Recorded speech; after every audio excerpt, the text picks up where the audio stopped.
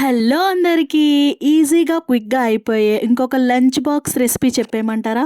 అదేనండి, ఎగ్ పలావ్. చాలా ఈజీగా ఒక 10 మినిట్స్‌లో మనం ఈ ఎగ్ పలావ్ అనేది చేసేసుకోవచ్చు. మార్నింగ్ హడావిడిగా ఉన్నప్పుడు లంచ్ బాక్స్‌లో ఏ రెసిపీ చేయాలని ఆలోచించినప్పుడు ఈ రెసిపీని తప్పకుండా ట్రై చేయండి. చాలా త్వరగా అయిపోతుంది. ఇంకా ప్రాసెస్‌లోకెళ్ళిపోదాం, వచ్చేయండి. ముందుగా 4 గుడ్లు తీసుకొని, వాటర్ వేసుకొని, ఉప్పు వేసుకొని ఉడికించుకోవాలి. ఉప్పు వేయడం వల్ల గుడ్డు చెదరకుండా తొక్కతో అనేది ఈజీగా వచ్చేస్తుందనమాట. తర్వాత ఆనియన్స్, టమాటా, పచ్చిమిర్చి కట్ చేసి పెట్టుకోవాలి. అవి పలావ్‌లోకి యూజ్ అవుతాయి. ఇప్పుడు గ్యాస్ ఆన్ చేసి కుక్కర్ పెట్టుకుని దాంట్లో ఆయిల్ వేసుకొని, పసుపు, ఉప్పు, కారం వేసుకొని, మనం ఒలిచిపెట్టుకున్న గుడ్లను ఘాట్లు పెట్టుకొని అందులో వేసి ఫ్రై చేయాలి. హై ఫ్లేమ్‌లో పెట్టుకొని మంచిగా గుడ్లన్నిటిని ఘాటు పెట్టేసుకున్నాను. ఫ్రై చేసుకోవాలి. పసుపు వేసుకోండి, పేలకుండా ఉంటాయి. అలాగే ఘాట్లు పెట్టుకోండి. ఘాట్లు పెట్టుకోవడం వల్ల కూడా పేలకుండా వస్తాయన్నమాట. లేకపోతే గుడ్లనేవి పేలిపోతాయి. బాగా ఫ్రై అయిన తర్వాత గుడ్లని పక్కన పెట్టేసుకోండి. ఇప్పుడు అదే కుక్కర్‌లో బిర్యానీ సరుకులుంటాయి కదా! అంటే షాజీరా, మొగ్గ, లవంగాలు, యాలక్కాయ, దాల్చిన చెక్క, అలాగే బిర్యానీ ఆకు, ఇవన్నీ ఉంటాయి కదా! ఇవన్నీ కూడా, అలాగే స్టార్ ఫ్లవర్ అంటారు చూసారా? అవన్నీ కూడా బిర్యానీకి సంబంధించిన అన్ని ఐటెమ్స్ కూడా దీంట్లో వేసేసుకోవాలి. బిర్యానీ దినుసులన్నీ కూడా ఇందులో వేసేసుకోవచ్చు. అవును, పలావ్ అంటే ఏంటి? అసలు బిర్యానీ అంటే ఏంటి? నాకు వరకు తెలిసే వరకు ఏంటంటే, పలావ్ అంటే వాటరేసి బియ్యాన్ని ఉడకబెడతాం కాబట్టి అది పలావ్ అంటాం. అలాగే బిర్యానీ అంటే ఏంటంటే, దమ్ చేస్తాం కాబట్టి బిర్యానీ అంటామేమో, అదేంటో మరి. సరే, అవన్నీ ఏగిన తర్వాత ఇప్పుడు ఆనియన్స్, పచ్చిమిర్చి కూడా వేసేసుకొని బాగా ఫ్రై చేసేసుకోవాలి. అంటే కొంచెం ఎరుపు రంగు వచ్చేంత వరకు కూడా, బాగా పచ్చివాసన పోయేంత వరకు కూడా బాగా ఫ్రై చేసుకోవాలి.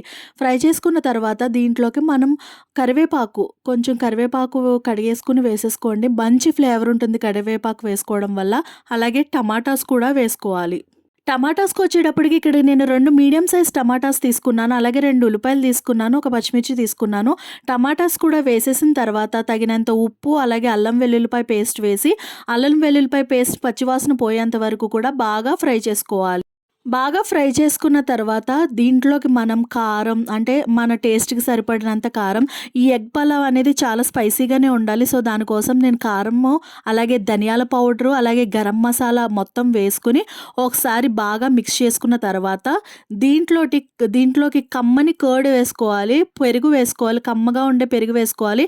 పుల్లగా ఉన్న పెరుగు వేసుకోకండి. రైస్ అనేది పులుపు టేస్ట్ వచ్చేస్తది. కమ్మగా ఉంటుంది కదా పెరుగు, ఆ పెరుగు వేసుకోవాలి. వేసుకున్నాక ఒకసారి బాగా మిక్స్ చేసుకుని దాంట్లో కొత్తిమీర వేసి మూత పెట్టేసి ఒక 2 మినిట్స్ ఉంచేయాలి. ఒక 2 మినిట్స్ తర్వాత ఆయిల్ అంతా కూడా పైకి తేలుతుంది. ఒకసారి మిక్స్ చేసుకున్న తర్వాత మనం దీంట్లోకి వాటర్ పోసేసుకుని బియ్యం వేసుకోవాలి. వాటర్‌కి వచ్చేటప్పటికి నేను ఏ గ్లాస్‌తో అయితే బియ్యం తీసుకున్నానో ఆ గ్లాస్ తోటి వాటర్ పోసుకుంటున్నాను. ఇక్కడ నేను బాస్మతి రైస్ తీసుకోవట్లేదు. నేను సోనా బియ్యం తీసుకుంటున్నాను. అదే ఆ గ్లాస్ తోటే నేను ఒక గ్లాసు రైస్ తీసుకున్నాను కాబట్టి గ్లాసున్నర వాటర్ యాడ్ చేసుకుంటున్నాను. సోనా బియ్యం తీసుకున్నాను కాబట్టి గ్లాసున్నర.